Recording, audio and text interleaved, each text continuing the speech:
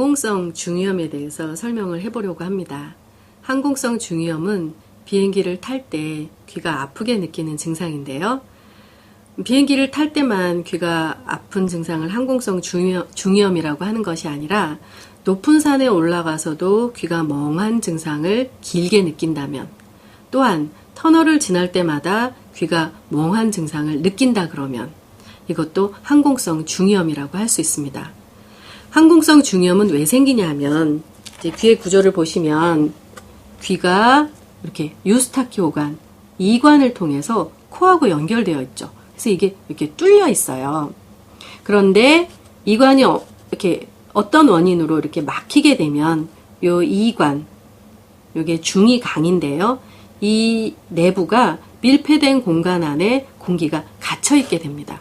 그러면 비행기를 타서 이렇게 비행기가 올라가면 저기압으로 되죠. 그럼 풍선이 올라가면 그 안에 공기가 이렇게 팽창을 해서 풍선이 부풀듯이 이 중이강 내부가 밀폐된 공간 안에 공기가 이렇게 팽창을 하게 됩니다. 그러면 굉장한 압박감을 느끼게 돼서 찌르듯이 귀의 통증을 느끼기도 하고, 그렇게 심하지 않으면 약간 멍했다가 침을 삼키면 풀리기도 하고, 또한 껌을 씹으면 풀리게도 하는 그런 방법을 쓰게 되는데, 문제는 그런 증상을 아주 짧게 잠깐 경험해서 말을 한다든지 침을 삼킬 때 금방금방 해결이 되면 별 문제가 없는데, 그것을 2초, 3초, 10초, 20초 이렇게 점점 길게 느껴지면 이것은 정상이 아니라는 것입니다.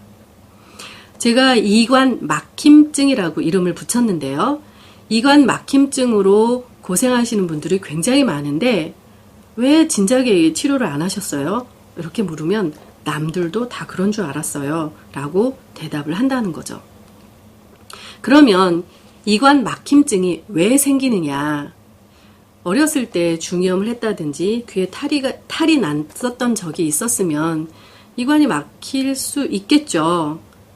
그리고 이제 경우에 따라서 소금을 세척을 하다가 귀 쪽으로 물이 가서 이제 한번 상처를 입은 뒤에 이관이 막히게 되는 그런 경우도 있는데, 본인이 비염이나 축농증을 한 적이 없고 귀로 고생한 적이 없는데도 불구하고 살금살금 비행기를 탈 때마다 5년, 10년 지나면서 이관이 자꾸 슬금슬금 막혀서 항공성 중이염으로 고생하는 그런 시간이 길어지게 되면 그 원인이 도대체 무엇일까요? 저는 그 원인을 입으로 숨을 쉬어서 이관이 막히게 된다라고 지금 말씀드리려고 합니다.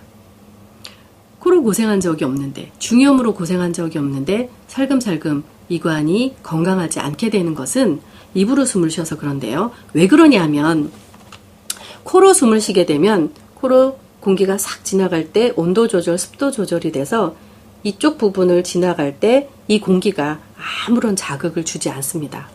그런데 이제 입으로 숨을 쉬게 되면 하면 이 기도에서 입으로 이렇게 바람이 나오게 되는데요.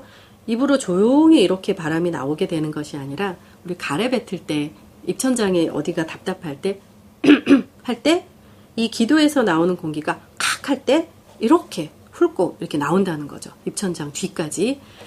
밤에 잠을 자면서 입으로 숨을 쉬게 되면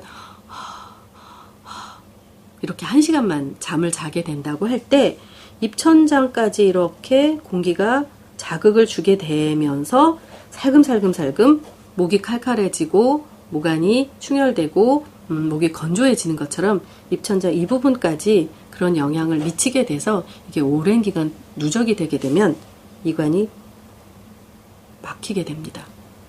이관이 막히게 되면 어떤 결과가 생기게 되냐면, 나이 들어서 이명증도 잘 생길 수가 있고 가는 귀가 먹게 돼요. 왜냐하면 코로 숨 쉴 때마다 귀까지 바람이 잘 가야 되는데 이것이 막혀 있게 되면 귀가 제대로 된 기능을 할 수 없게 되는 거죠. 그래서 항공성 중이염을 느끼는 그런 증상은 정상이 아니라는 얘기와, 항공성 중이염이 알게 모르게 생기는 이유는 밤에 잠을 자면서 입으로 숨을 쉬어서 생기는 증상이라고 설명을 드리고 싶습니다. 그래서 항공성 중이염을 느끼는 그런 증상은 정상이 아니라는 것과 항공성 중이염이 생기는 이유는 밤에 잠을 자면서 입으로 숨을 쉬어서 그렇다는 말씀을 드리고 싶습니다.